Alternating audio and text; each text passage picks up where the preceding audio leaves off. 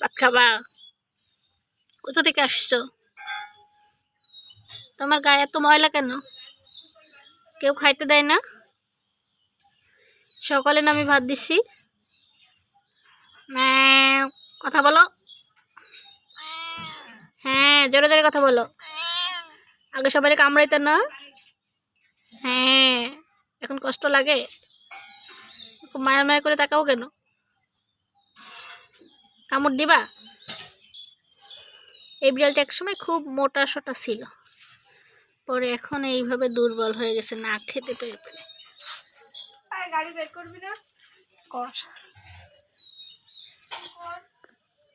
ও মা, গাড়ি বের করব। ম্যাও, কি খাবি? করব।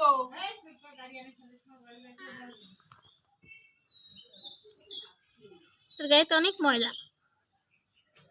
একসময় মোটা তো ছিল, যতগুলা ছেলে বিড়াল হইতো সবগুলারে কামড়ায় কামড়ায় খেয়ে মেরে ফেলতো। সারাদিন তো বাইরে পড়ে থাকে।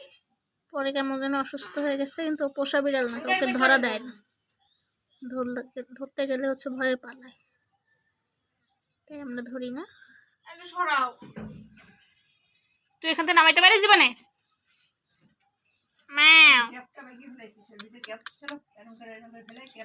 কি তোমরা তো ক্যাপ নেছি কিটা?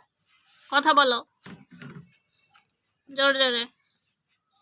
এবার আসি সকালবেলা। নাচিতে বের কর দাও। তো তুই জায়গাতে নামা কেমন পারিস?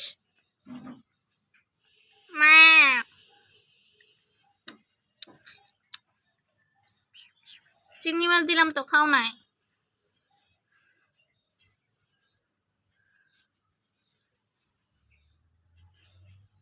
অসহায় হয়ে বসে আছো কেন?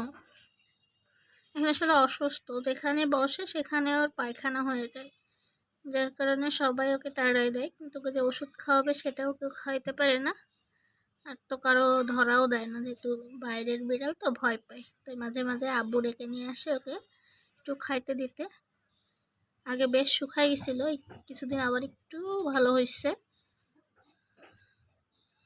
সবার জন্য দোয়া করবেন। আসলে রাস্তায় যারা থাকে তারা কিন্তু খুবই অবহেলিত। আমাদের বাসায় বিড়ালগুলো দেখলে মনে হয় যে কি যত্নে, গায়ে একটা ময়লা থাকে না, কিন্তু আসলে রাস্তায় জীবন কিন্তু আসলে অসহায়। ম্যাম, কি দেখতেছ? একটু কথা বলো তো। সে বসে আছে, বাসায় সবাই রোজা, তো এই ইফতারির আগে আগেও চলে আসছে, ও জানে এখন রোজা, এখন সবাই খাবে, ওই সময় চলে আসছে।